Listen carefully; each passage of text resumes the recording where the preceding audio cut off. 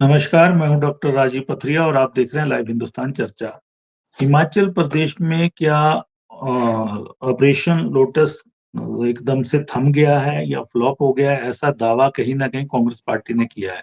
लेकिन उसकी कड़ियाँ अभी भी चल रही हैं।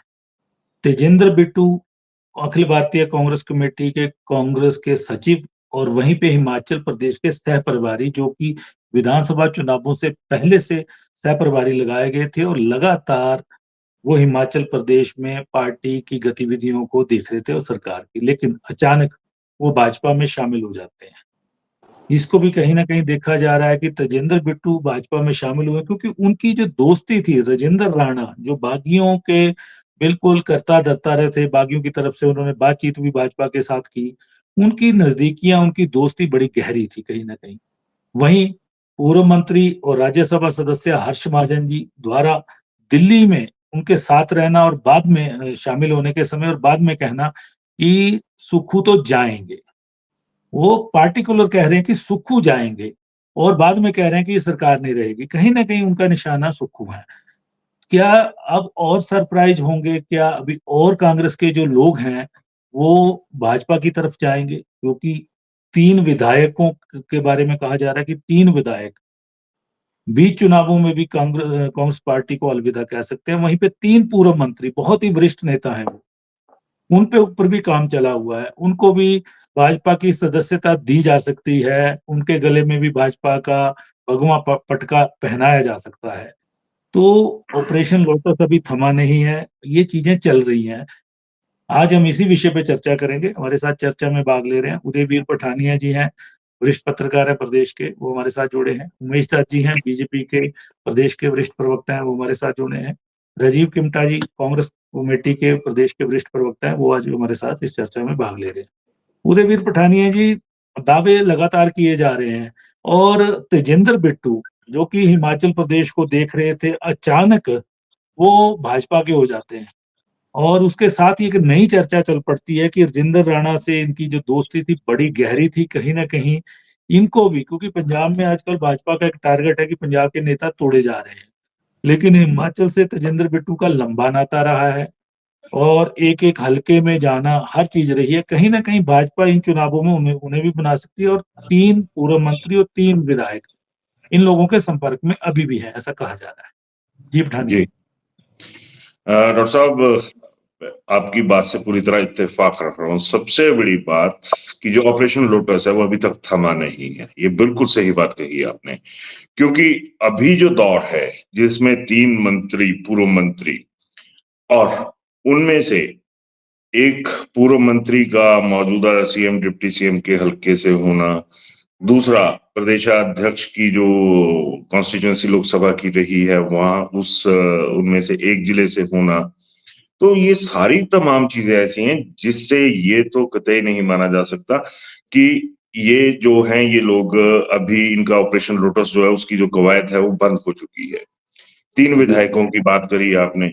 एक ग्रहण तो वहीं पे लग रहा है जिस ग्रहण के तहत 3 बड़े नेता छोड़ के चले गए थे। और उसी के साथ कांगड़ा भी एक बार फिर चपेट में है। तो इसमें कहीं कोई इनकार नहीं किया जा सकता कि बीजेपी अभी साइलेंट मोड पर तो जरूर है। अभी अगर आप वैसे ही देखें तो नजर आता है कि कांग्रेस हमलावर हुई पड़ी है बीजेपी के ऊपर, और वो भी हथियार वही उठाए हुए हैं जो कि कांग्रेस के हैं, यानी 6 बागी। और उसके अलावा बीजेपी पर कांग्रेस कोई और हमला नहीं कर पा रही अभी तक। अगर वैसे ही देखा जाए तो ना नेता विपक्ष पर कोई हमला है, ना भाजपा के प्रदेश अध्यक्ष पर कोई हमला है। तो जो कांग्रेस की एक हार्डकोर टीम जो अब शायद थोड़ी सी बची है, उनका तो टारगेट फिक्स है कि हमने जो 6 हैं हम बस उसी मुद्दे पे चलेंगे, लेकिन बकाया मुद्दे जो हैं वो इग्नोर हो रहे हैं। और इसमें भी कोई दो राय नहीं है कि ड्यूरिंग चुनाव कोई ना कोई बड़ा घटनाक्रम जो है, ये जो बड़ा खेल है वो यहाँ पर ये खेल सकते हैं। अब बात आ गई कि हर्ष महाजन और सुखविंदर सिंह सुक्खू, दोनों के 2-2 शब्द के नाम है, हर्ष और सुक्खू, और इन दोनों की एक दौर में अच्छी ट्यूनिंग रही हुई है। हर्ष भाई और सुक्खू भाई कांग्रेस में बहुत मशहूर हुआ करती थी ये जोड़ी। तो एक दूसरे की दुखती रग भी पता होंगी, एक दूसरे की ताकतें भी पता होंगी, कमजोरियां भी पता होंगी। जब इन तमाम चीजों को देखें तो ये अभी तक तो बिल्कुल साफ नजर आ रहा है कि कांग्रेस जो है भाजपा जैसी बिल्ली को देख के कबूतरों की तरह आंख बंद करके बैठी हुई है, इस चीज से इनकार नहीं किया जा सकता। तो इन्हीं हालात में अगर ये सारी चीजें देखी जाएं तो खतरा बराबर हिमाचल में बना हुआ है, डॉक्टर साहब।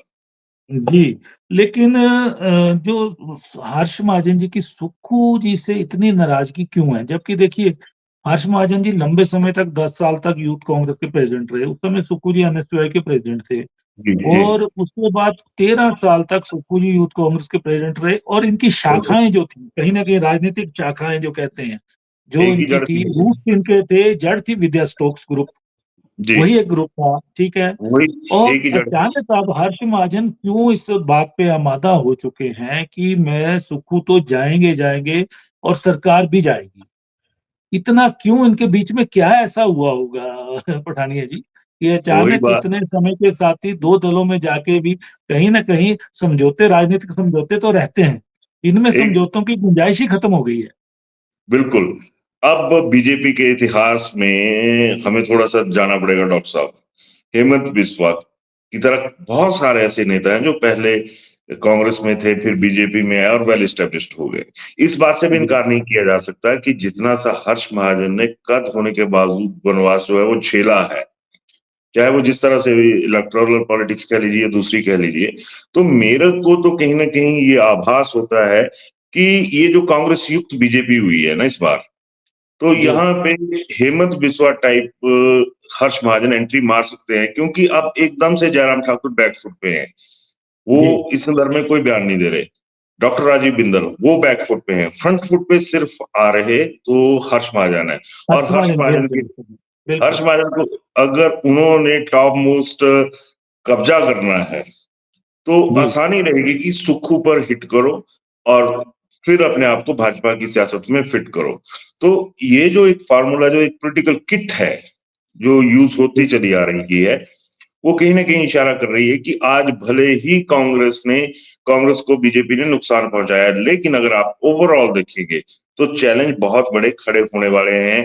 क्योंकि कांगड़ा की लीडरशिप की बात करें, सुधीर शर्मा के आने के बाद तमाम जो लीडरशिप है बीजेपी की एस्टैब्लिश जो लीडरशिप रही है, चाहे वो विपिन परमार है, त्रिलोक कपूर हैं, कुछ और नेता भी हैं कांगड़ा के, वो हाशिए से बाहर जाना तय है। क्योंकि सुधीर शर्मा की एक जंग शुरू से रही है, वो उन्होंने कांग्रेस के भीतर भी लड़ी है कि कांगड़ा का लीडर कौन?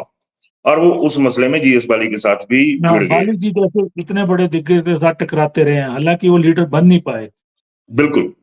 तो जी, महत्वाकांक्षाएं सियासत में इन लोगों की खत्म नहीं होती हैं। अब ये जो इन्होंने बीजेपी की जो करतूत है, जिसे करतूत शब्द मैं इसलिए यूज कर रहा हूं क्योंकि आम आदमी इसे करतूत ही बता रहा है अपनी जो मनोविज्ञान है उसके लिहाज से, उसको अच्छा नहीं आंक रहे हैं लोग।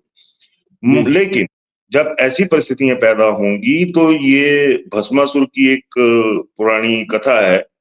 तो बीजेपी के अंदर भस्मासुर तो पैदा हो गए। अब मंडी की लीडरशिप के लिए भी चैलेंज है।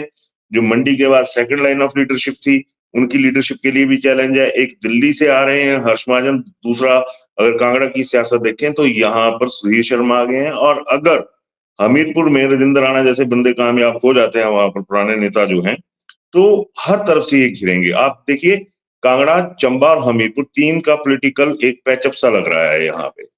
आपने जी। राजेंद्र राणा की बात करी कि उनकी तेजेंद्र सिंह बिट्टू के साथ बहुत सही रही है, बिल्कुल रही है। हुँ, कहने को तो लोग यहाँ तक कह देते हैं कि इनके व्यावसायिक रिश्ते भी रहे हैं इन लोगों के आपस जी, में। बिल्कुल, बिल्कुल। हकीकत तो भगवान जाने, लेकिन सियासत है, इसमें चर्चाएं लगातार चलती हैं, तो चर्चा का हिस्सा तो ये भी रहा है। तो जब ऐसी चीजें चलेंगी, जब इतना आपको याद होगा कि बेअंत सिंह जब इंचार्ज थे और पंडित सुखराम चंडीगढ़ में सारी चीजों का एक तरह से हमला हो गया था वीरभद्र सिंह को हटाने के लिए, तो तीसरे वैसे राय को हालात। जिता लिए थे उन्होंने। हाँ जी, तो जी, वैसे हालात अब यहाँ पे भी बन रहे हैं। और अगर ये कहूँ कि पॉलिटिकल करैक्टर तो नंगे हो गए इसमें, चाहे वो बीजेपी है, चाहे वो कांग्रेस है।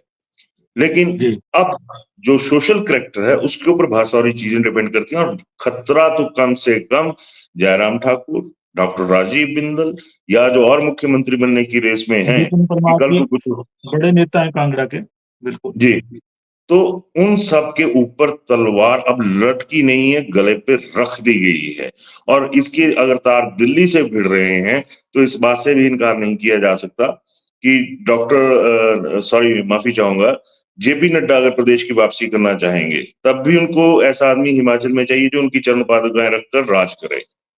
अनुराग जी ठाकुर की बात करें तो वहां पे भी चैलेंज। अब यहाँ पर कहीं ना कहीं मेरे को ये लगता है कि बीजेपी हाईकमान ने एक ऐसा जाल बुन दिया, जो बुनवाया भी हिमाचल के लोगों से, जो नेता हैं बीजेपी के, उनसे बुनवाया, और जी अब उसी जाल में कहीं ना कहीं भाजपा उलझती हुई नजर आ रही है, डॉक्टर साहब। जी जी। चलिए, चर्चा तो कांग्रेस की थी, लेकिन भाजपा की तरफ आपने घेर दी पूरी तरह से कि उमेश जी, एक लीडरशिप लेके आ गए आप लोग।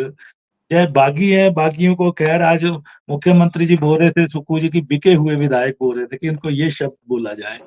एक आप लीडरशिप ले आए बड़ी, जैसे कि जिक्र किया, सुधीर शर्मा एक बड़ी लीडरशिप के रूप में ले आए, हर्ष महाजन एक बड़ी लीडरशिप के रूप में ले आए, और जो फ्रंट फुट पे खेल रहे हैं इस समय, जो सुपर ब्रेन बने हुए हैं इस समय भाजपा के, वो हर्ष महाजन है। जो भी इस तरह का जो वोटिंग क्रॉस वोटिंग हुई, उसके बाद सरकार तोड़ने के प्रयास हुए, अब फिर से पार्टी का सह प्रभारी तेजेंद्र बिट्टू को शामिल होने में भी राजेंद्र राणा और हर्ष महाजन जी की भूमिका बताई जा रही है। तो ये क्या भाजपा में लीडरशिप क्राइसिस इस तरह था कि बाहर से इंपोर्ट करना पड़ गया हमको? जी उमेश जी। देखिए, उदयवीर पठानिया जी का एक लंबा अनुभव है, और पिछले कुछ समय से तो अलग-अलग विषयों पर उनका हम सब लोग लाइव कार्यक्रम भी देखते हैं। जी और ये जो सारा विषय जो आप चर्चा करना चाह रहे हैं, जी वास्तव में भारतीय जनता पार्टी में आने वाले जो भी लोग हैं, भारतीय जनता पार्टी तो खुले रूप से उनका स्वागत करेगी ही, जो भारतीय जनता पार्टी में आना चाहते हैं। और आदरणीय नरेंद्र मोदी जी की लीडरशिप से प्रेरित होके, भारतीय जनता पार्टी की विचारधारा से प्रेरित होके, भारतीय जनता पार्टी के जो कार्यक्रम पिछले 10 सालों में रहे हैं आदरणीय नरेंद्र मोदी जी के नेतृत्व में, उससे अगर कोई प्रभावित होके आ रहा है, तो स्वाभाविक रूप से भारतीय जनता पार्टी पूरे देश में उसका स्वागत कर रही है। उमेश जी, प्रभावित होके आ नहीं रहा है, प्रभावित करके लाया जा रहा है, और लीडर बन के आ रहे हैं, वर्कर बन के नहीं आ रहे हैं। ये ऐसा नहीं, ये आपका सोचना हो सकता है डॉक्टर साहब।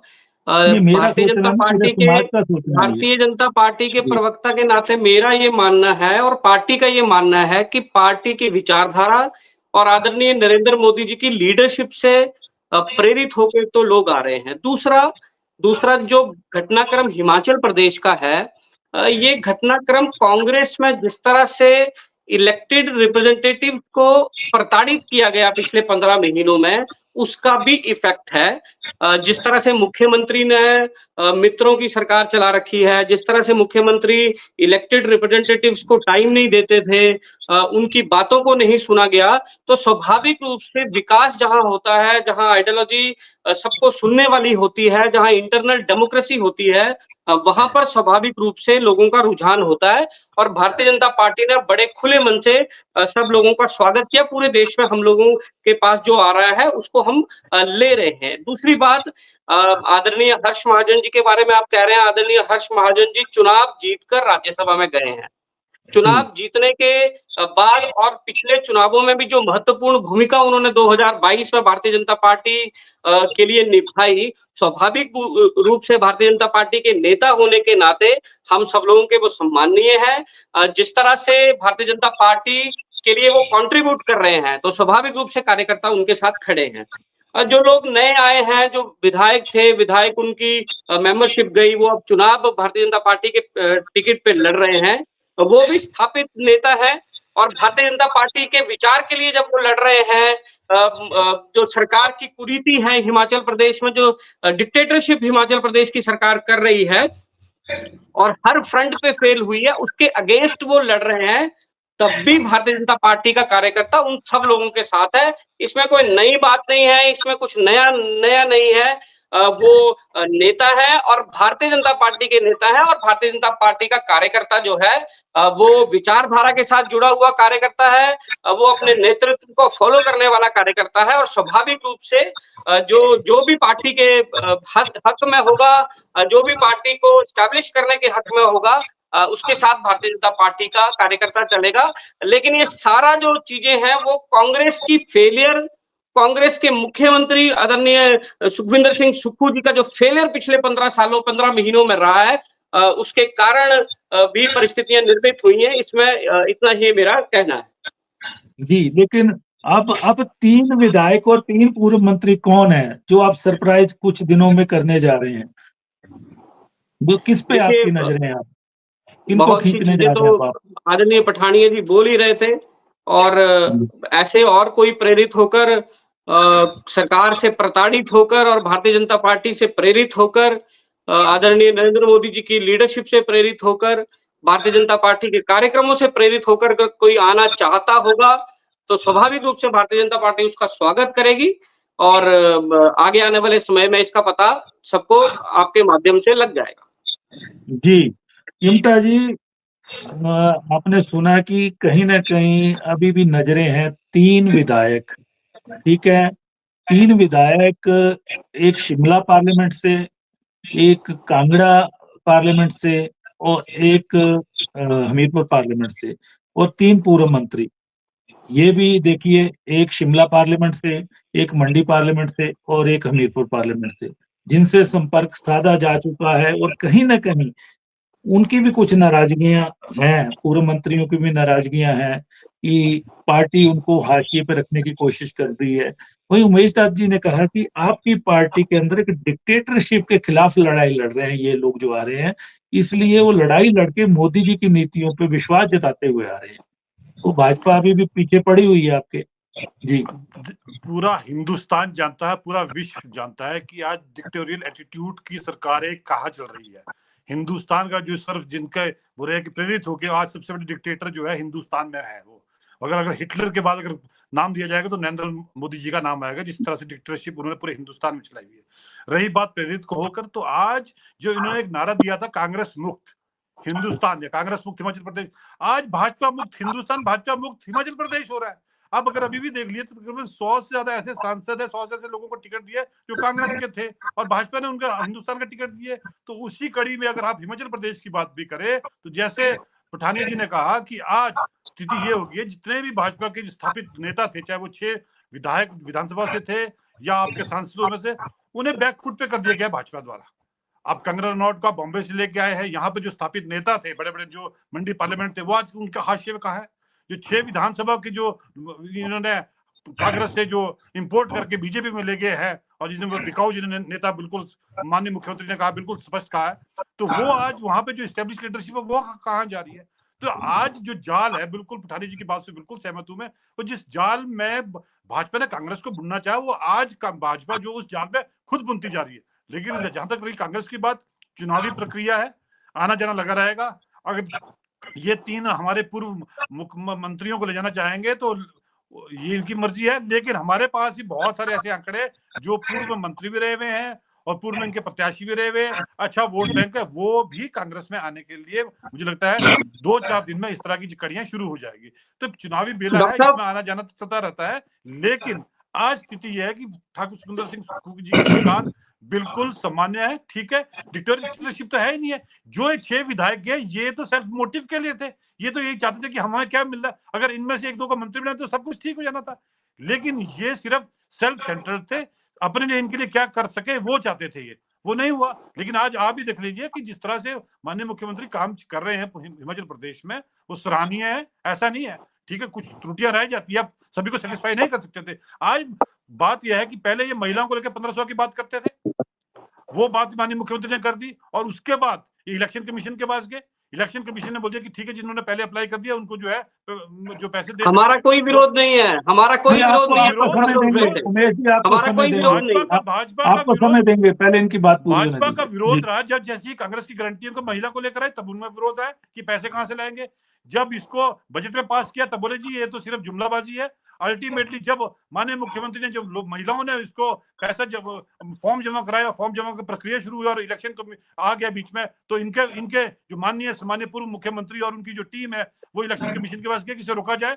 अल्टीमेटली इलेक्शन कमीशन रोका और अब इलेक्शन कमीशन ने बहाल कर दिया गया। फिर दोबारा चलिए ये चीजें चलती रहेंगी चुनाव में, किमटा जी, ये चलती रहेंगी। सवाल ये कि तेजिंदर बिट्टू के जाने के बाद अब आपके कुछ लोगों को एक सरप्राइज करने की कोशिश हो रही है। वहीं पे हर्ष महाजन जी, ऐसा लगता है जैसे हर्ष महाजन जी ने ये सुपारी ले रखी है कि सुक्खू जी को मुख्यमंत्री पद से हटाना है, सरकार गिरानी है। देखिए यहाँ पे वो सुपारी देखिए दे दी है, जैसे डॉक्टर साहब, हमें नड्डा जी हमें ने, अमित शाह जी ने उनको। देखिए देखिए डॉक्टर ना, साहब, ये उनके बोलने बयान वाले देखिए, उनका जो हो रहा है इस समय कांग्रेस के अंदर की जो उथल-पुथल है, वो कहीं न कहीं हर्ष महाजन जी सुपर ब्रेन बने हुए हैं भाजपा के, और वही आगे कर रहे हैं, और बाकी लीडरशिप पीछे है भाजपा की। उदयवीर जी ने ठीक कहा।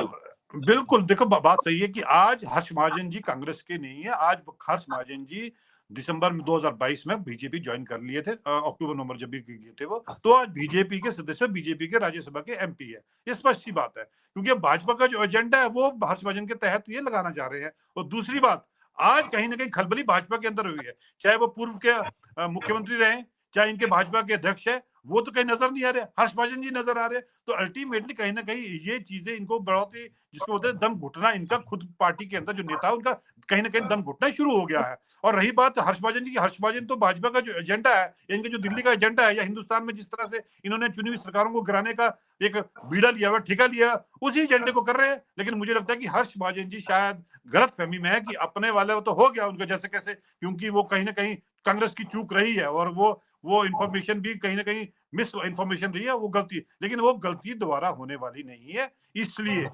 ये चीज बिल्कुल, जो सरकार है वो बिल्कुल, मैं बता कह दे, बिल्कुल सेफ है। और इतना ही नहीं, जो भी हमारे 6 बाई इलेक्शन भी होने हैं, उसमें भाजपा को पता लग जाएगा कि ये किस कहां पे स्टैंड करते हैं। तो हर्ष महाजन जहां लग रहे हैं वहां हर्ष महाजन आज जो है भाजपा के जो एक कार्यकर्ता के रूप में, एक नेता के रूप में कर रहे हैं। लेकिन आज समस्या और सोचने की बात, आज भाजपा के अंदर की जो लीडरशिप है, पूर्व मुख्यमंत्री है, उनको कि भाई उनको दरकिनार करके हर्ष महाजन जी कहीं ना कहीं उनका कद जो है बीजेपी में उनसे ऊपर बन गया है। तो ये चीजें जो है भाजपा के लोगों को कहीं ना कहीं जी, खल जरूर रही है। चिमटा जी, जो मुद्दे हैं उनको बुला दिया गया है। कहीं न कहीं उदयवीर जी ने भी कहा, और देखने में भी आ रहा है कि 6 उपचुनावों में बागी ही टारगेट पे हो गए हैं पूरी तरह से। बागियों को मुख्यमंत्री के टारगेट पे बागी हैं, बाकी मुद्दों पे वो बात नहीं कर रहे हैं जहां भी जा रहे हैं। तो कहीं न कहीं मुद्दों की भी तो बात होनी चाहिए चुनाव में। देखिए मुद्दों की बात भी चल रही है, क्योंकि अब हमारी जो एक पूरी पैनल बन गया है मीडिया को लेकर, वो सारी जो फाइनल हो गया, और उसके बाद अब इसके बाद अब 2 महीने अब मुद्दों की बातें करेंगे। लेकिन कहीं ना कहीं इंस्टेबल करने के लिए इन 6 विधायकों का भी इन्हें चुना गया था कांग्रेस के चुनाव निशान पर, और कांग्रेस ने इन्हें एक नर्सरी के रूप में कुछ लोगों को तैयार किया था, और आज एक स्थापित नेता बनाए थे। तो कहीं ना कहीं माननीय मुख्यमंत्री का टारगेट बिल्कुल सही है कि इन्होंने कहीं ना कहीं इंस्टेबल करने के लिए कांग्रेस को किया, और साथ ही साथ खरीदो फरोख्त भी हुई, जिसको लेकर माननीय मुख्यमंत्री जो बिल्कुल सब मंचों से बोल रहे हैं। तो ये चीजें, क्योंकि अल्टीमेटली इन लोगों को तो हिमाचल प्रदेश की जनता के सामने एक्सपोज तो करना पड़ेगा ही। और पठानिया जी बिल्कुल कर रहे हैं कि जी, हिमाचल प्रदेश की जो लोग हैं वो इसको हेल्दी वे में नहीं ले रहे, क्योंकि कहीं ना कहीं, क्योंकि हिमाचल प्रदेश की इस तरह की जो राजनीति कभी आज तक नहीं हुई थी, तो इसको हाँ, एक हेल्दी बिल्कुल, वे में हिमाचल ने बिल्कुल कभी बिल्कुल झेला इसको नहीं ले इस रहे तरह से। हैं, कभी झेला नहीं है, और लोग यहाँ पे इस तरह की जो राजनीति बिल्कुल उसको दरकिनार करते हैं। तो कहीं ना कहीं इसको लेकर भी बीजेपी बैकफुट पर है, क्योंकि बीजेपी ने इस तरह का जो यहाँ पर षड्यंत्र रचा वो सब शरेआम सुना दिखाई दिया।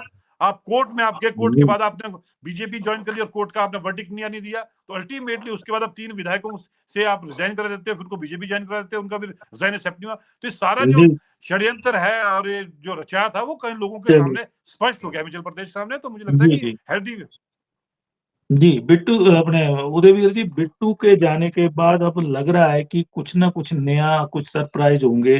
दोनों तरफ से भी हो सकते हैं, जैसे कि किमटा जी ने भी कहा, क्योंकि भाजपा के नेता भी एक बड़े लेवल पे संपर्क में हैं, लेकिन कांग्रेस पार्टी कहीं न कहीं टिकट की कमिटमेंट नहीं कर रही है अभी तक, इसलिए बिल्कुल, वो रुके पड़े हैं। ये है बिल्कुल, सबसे बड़ा सवाल। जी, बिल्कुल। यहाँ पर ही जो एक चरित्र में वो आता है, क्या कहें कि अंतर, कांग्रेस यहाँ पर ये बताने की कोशिश कर रही है कि हम उस रास्ते पर नहीं चलेंगे जिस रास्ते पर बीजेपी चली। और इन तमाम चीजों को देखें तो अगर मैं ये कहूं कि सुक्खू हाल फिलहाल बड़ी एक सॉलिड गेम प्ले कर रहे हैं। अब आप देखिए, 2 लोकसभा क्षेत्रों में टिकटें डिक्लेयर करी, मंडी और शिमला, वहां पर जी, इन्होंने घेर के रख दिए। अब प्लस कहीं ना कहीं आता है, 5 कैबिनेट रैंक के साथ बकाया 6-7 जो कैबिनेट रैंक हैं वो शिमला में वहां पर बांटे गए बिल्कुल, हैं। अब बिल्कुल। जिम्मेवारी वहां पर फिक्स हो गई। सोलन जिला और शिमला जिला एक तरफ चला गया, सिरमौर एक तरफ अकेला पॉलिटिकली अगर देखा जाए, जिस तरह से टिकट निर्धारण है वहां पे वो हो गया। मंडी में विक्रमादित्य सिंह को आगे किया और वहां पर उन्होंने एक बड़ी अच्छी गेम नजर आ रही है उसमें कि जिस तरह से मैंने पहले कहा कि जयराम ठाकुर फिक्स कर दिए गए। जयराम ठाकुर अब कहीं ना कहीं कंगना की वजह से मंडी में फिक्स होकर रह गए। बाकी जो 3 लोकसभा क्षेत्र हैं उसमें जयराम ठाकुर सिर्फ एक ये कहूं कि शक्ल दिखाने वाली पोजीशन में आ चुके हैं, तो इससे भी कोई इनकार नहीं किया जा सकता। ऊपर से खबरें अभी तक ये आ रही है कि जैसे ही ये विक्रमादित्य को आगे किया गया, तो मंडी की बात करूंगा तो उसमें से टोटल 17 सीटों में से 11 में कांग्रेस फ्रंट फुट पे है और 6 पे बीजेपी फ्रंट फुट पे है। तो कहीं ना कहीं खतरा वहां पे बढ़ गया। अब इन हालात में जयराम ठाकुर नहीं वहां से निकल सकते। अगर डॉक्टर राजीव बिंदल का बात करूं तो संगठनात्मक रूप से तो बहुत मजबूत नेता है। भाषणबाजी में उनका मुकाबला कोई नहीं कर सकता, तर्कों में उनका मुकाबला नहीं कोई कर सकता। लेकिन जब एक्सेप्टेबिलिटी की बात आएगी तो एक्सेप्टेबिलिटी बीजेपी ने खुद अपने नेताओं की खत्म करके रख दी।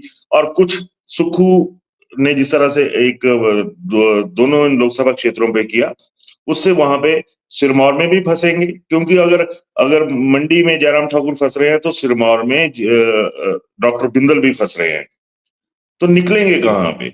अब इनको फिक्स है कि हर किसी को अपनी विधानसभा क्षेत्र से लीड तो देनी पड़ेगी। नहीं देंगे तो बायोडाटा खराब होगा। बायोडाटा खराब होगा तो बोलेंगे हमारे पास कांग्रेस का बैकअप है। जिस तरह से एक मौजूदा विधायक की बात चल रही हुई है सिरमौर से, तो बात वहीं पे आ गई। बीजेपी का कैडर किस तरह से अपने आप को फ्रंट फुट पे महसूस करे, नहीं कर सकता। अब हमारे साथ पैनल में अपने भाई बैठे हुए हैं उमेश दत्त। उमेश दत्त को खत्म करने के लिए बीजेपी ने कोई कोर कसर बाकी नहीं रखी थी। इन्हें पहले धर्मशाला में बोला गया, फिर इन्हें पालमपुर में बोला गया। निकलने वाले जो सियासत के असगर हैं वो निकल तो रहे हैं, इस चीज से भी इनकार नहीं किया जा सकता। अब मजबूरी ये है कि संगठन में बैठे हैं तो सारी चीजें हो रही हैं।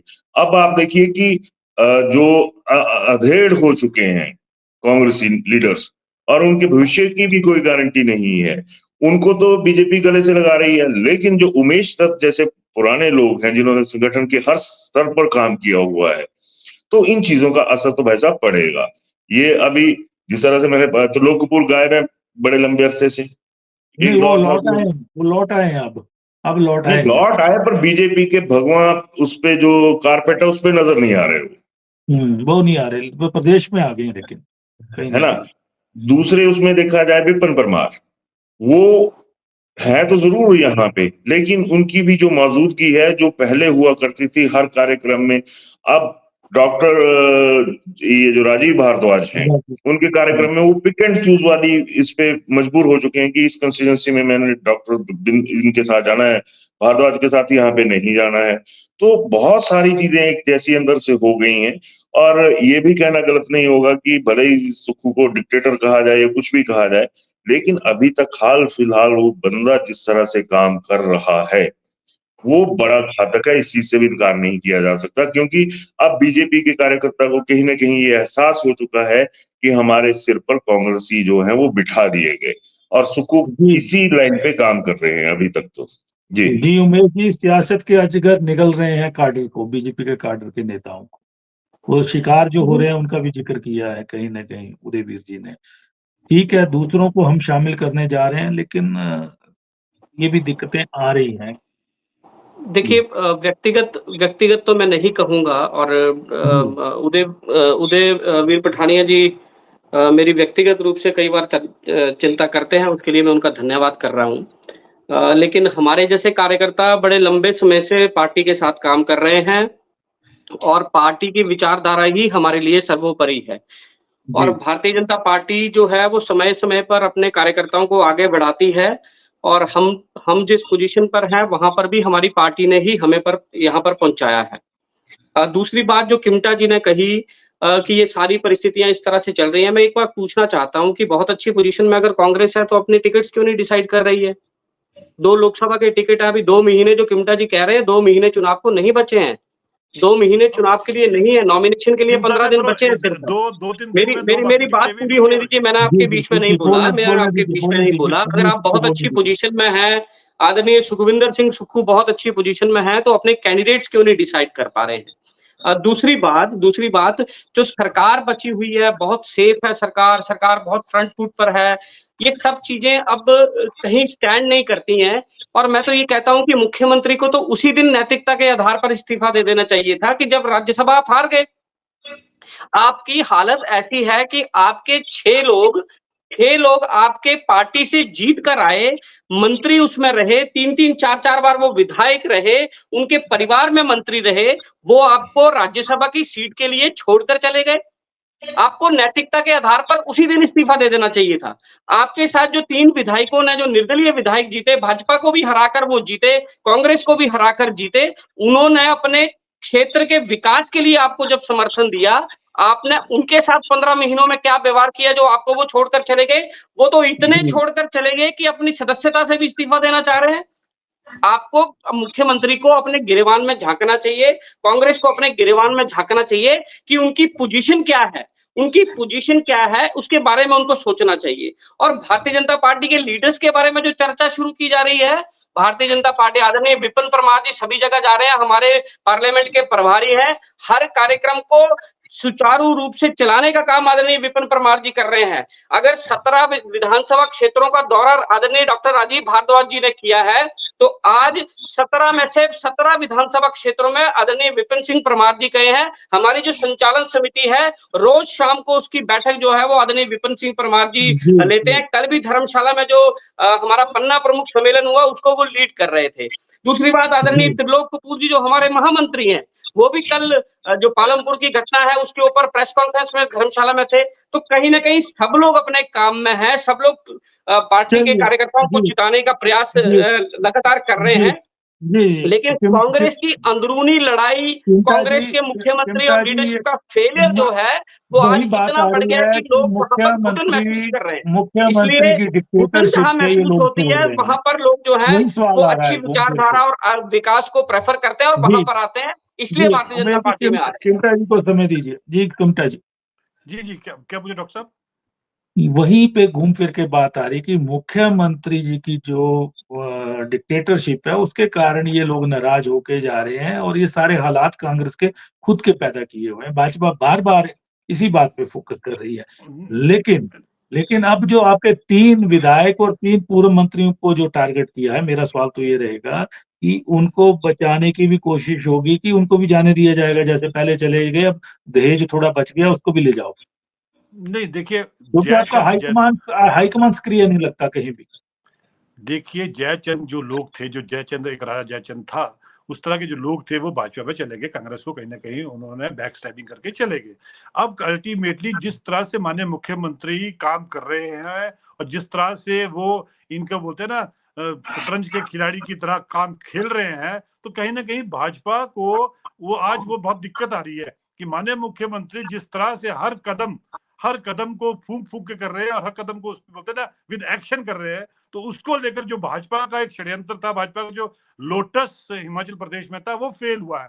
उस फेल की ठीस इनको कहीं ना कहीं इनके कार्यकर्ताओं को भी, इनके नेता को भी है अल्टीमेटली। और उतना ही नहीं, साथ ही साथ अब इनको कहने को क्या रहेगा अब कि हमारे 3 विधायक हमारे पास है या कुछ पूर्व मुख्यमंत्री आने वाले, हम तो कहते हैं हमारे पास भी है, पूर्व मंत्री भी आने वाले हैं, कुछ जिन्होंने चुनाव लड़ा भाजपा से वो भी आने वाले हैं। वो सारी चीजें हैं जो आज अपने मेला में चलते रहेंगे। आपका हाईकमान सक्रिय होगा तभी बचेंगी ये चीजें, नहीं तो इनका तो निशाना बिल्कुल हाईकमान जो बिल्कुल हर चीज को लेकर बिल्कुल जिसको बोलते हैं एक गहन चिंतन और उसके बिल्कुल स्पष्ट करके, जैसे इन्होंने कहा कि आप टिकट क्यों नहीं डिक्लेयर करें, वो इंटरनल मैटर कांग्रेस का, कांग्रेस जब चाहेगी उसको मैटर करे, उसको डिक्लेयर करेगी। आज जो 2 थे जहां पे आप लग रहे थे, आज आप मंडी में फंस के रह गए हैं। आपके मंडी में विश्व सिंह आपके पास नहीं आ रहे हैं, जितने भी कदवर नेता है भाजपा के वो कहीं नहीं जा रहे, उल्टा कंगना रनौत और वो चलेंगी वो चीजें चलेंगी, वो सब लोग चल रहे हैं, सब लोग साथ चलेंगी, वो चीजें चलेंगी। वो एक दिन उस पे भी चर्चा होगी, इनके भी 2 दर्जन से ज्यादा लोग नाराज बैठे हैं, इसलिए वो अलग से चर्चा करेंगे। डिक्टेटर कहना कहलाना वो बहुत गलत बात होगा। इस तरह काम कर रहे हो, वो हर व्यक्ति का काम कर रहे हैं। अब ये जो 6 और 3 9 थे, इनको कहीं ना कहीं इतना पैसा पंप इन किया गया बीजेपी द्वारा। पहले इन्होंने बोला कि हमारा तो कोई हाथ लेना देना नहीं है, है ना? चलिए इतने चर्चा पैसे को जब पंप अरे इन किया, सबूत दीजिए पंपिंग उसका, करने के अजंता बाद जी, चलिए सबूत चलिए दीजिए, चर्चा ऐसे को मत हवा में उसका उड़ाइए इस चीज रिजल्ट को कुछ नहीं मुख्यमंत्री की आया, तरह। उसका रिजल्ट कुछ नहीं आप आया। सबूत उन्होंने कहा कि दीजिए, उसका रिजल्ट इंक्वायरी बिठाइए, सरकार आपके चलिए पास है, पुलिस एफआईआर आपके पास है, अंग्रेजी एफआईआर हो चुकी आप है, उसकी दूध का एफआईआर दूध दर्ज पानी का करिए, पानी करिए ना निकल सब आएगा चीजें, दो जब भी इंक्वायरी दो करिए इसकी जांच उसकी। पूरी दो होगी। हमारे आप माननीय हवा में चलिए विधायक ने मत एफआईआर बोलिए भी कि कर इतना दी। ले गया और इतना ये हो चर्चा गया, चर्चा हवा को में विराम बातें मत देते हैं करिए अब, गुप्ता जी। चर्चा को विराम देते हैं अब, समय का अभाव है। तो आज हम चर्चा कर रहे थे कि ऑपरेशन लोटस अभी थमा नहीं है, कहीं ना कहीं तजिंदर बिट्टू का जाना, जो सह प्रभारी हिमाचल प्रदेश कांग्रेस कमेटी के थे, वो उसको आगे बढ़ाएगा। हर्ष महाजन जी पूरी तरह से हर बार कहते हैं कि मुख्य सुक्खू तो मुख्यमंत्री नहीं रहेंगे, सरकार नहीं रहेगी। उनका निशाना निजी तौर पे भी मुख्यमंत्री सुखविंदर सिंह सुक्खू हैं। वहीं अब 3 विधायक और 3 पूर्व मंत्री भाजपा के निशाने पे हैं। आने वाले दिनों में उनको भाजपा में शामिल करने की कोशिश की जा रही है। हो सकता है कि कोई सरप्राइज कांग्रेस को मिले और प्रदेश की जनता को भी मिले। हालांकि एक पूर्व मंत्री अब पसोपेश में है, क्योंकि वो मंडी संसदीय क्षेत्र से संबंध रखते हैं। विक्रमादित्य सिंह के चुनाव में प्रत्याशी बनने के कारण उनकी राहें थोड़ी सी रुकी हैं, लेकिन भाजपा अभी भी उनको पीछे खींचने के लिए पड़ी हुई है कि वो भी भाजपा का में आए, क्योंकि उनकी पार्टी के अंदर जो पिछले दिनों विवाद रहे हैं, कहीं ना कहीं मुख्यमंत्री सुखविंदर सुक्खू के जो लोग थे उनके साथ उनकी नाराजगियां रही हैं, उनको बनाना भी चाहती है। तो ये लोग कब जाएंगे, कैसे जाएंगे, इस पे सारा होमवर्क हो रहा है, लेकिन कांग्रेस हाईकमान कहीं ना कहीं अभी भी लंबी तान कर सोया हुआ है। तो आज हमने इसी विषय पे चर्चा की। आप सबने चर्चा में भाग लिया, मैं आप सबका धन्यवाद करता हूँ।